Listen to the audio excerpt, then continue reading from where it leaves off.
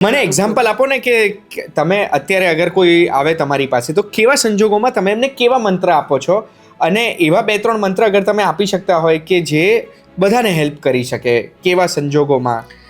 કેવું છે ગુંજ કે દરેક વ્યક્તિ માટે હું અલગ અલગ મંત્ર આપું છું, દરેક પ્રશ્ન માટે હું અલગ અલગ મંત્ર આપું છું. પણ ધારો કે હું તમને કહું કે હવે કોઈ મને સ્પેસિફિકલી બિઝનેસ માટે પ્રશ્ન પૂછે કે મારું બિઝનેસ કેવી રીતે સારો ચાલે, કે મારું બિઝનેસ મને જોઈએ એ પ્રમાણે નથી ચાલતો, તો 2 પ્રશ્ન. એક છે વ્યાપારની વૃદ્ધિનો પ્રશ્ન, એક પ્રશ્ન એવો છે કે લક્ષ્મી પ્રાપ્તિનો મંત્ર.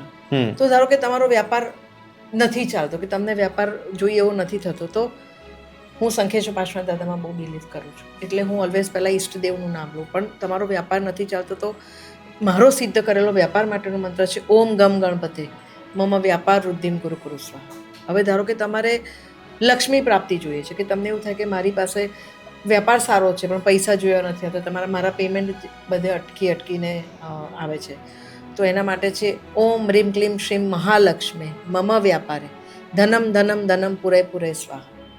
હવે ધારો કે કોઈ વ્યક્તિ એવી છે કે જેને બાળક નથી થતું, તો હું એને ચોક્કસ કહીશ કે સૌથી પહેલાં તમારા ઈષ્ટદેવને યાદ કરો, પછી તમારા કુળદેવી પાસે તમે બેસીને કુળદેવીનો દીવો કરીને ઓમ રીમ પદોને જોડીને તમારા કુળદેવીનું નામ દઈને તમે એમની પાસે શ્રદ્ધાથી તમારી વિશ માંગો અને એમનો મંત્ર કરો તો તમને ચોક્કસ બાળક થશે.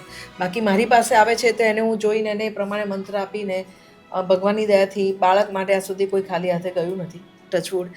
કોઈ બી વસ્તુ માટે નથી ગયું, પણ બાળક માટે તો મારા એવા એક્ઝામ્પલ્સ છે કે જેને 30 વર્ષ સુધી બાળક ના થયા હોય અને એ શ્રી સભામાંથી ખાલી હાથે નથી ગયું.